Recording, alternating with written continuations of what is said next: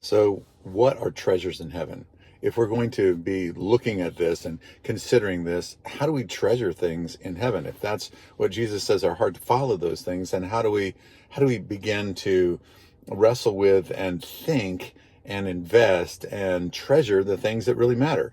I think one of the things that I think we have to consider in this whole thing is what's really valuable to God, what's really valuable forever is people. That people are going to be really at the center of that. Servanthood is going to be at the center of that. That we're when we choose servanthood over self, death to self, denying ourselves. That's something that is storing up treasures in heaven. When we sit with someone and we invest in them, and we're not getting anything back, treasures in heaven. When you do something that for God that no one else sees, treasures in heaven. That's what Jesus is getting at in the Sermon on the Mount when he says, don't give to the poor. So giving to the poor would be something that you do that matters to God, and just treasures in heaven.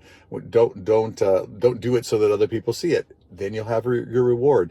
Treasures in heaven. When you pray, don't pray out loud, for everybody else to see, but go into your room, get some time alone with God. Treasures in heaven. When you're fasting, don't blow the trumpet and say, "Hey, I'm fasting and praying. Look at me. My spirituality is so meaningful, so amazing." That instead we fast and we don't let anybody know that. And treasures in heaven. Again, treasures in heaven. And Jesus is talking about these things can't be taken away from you.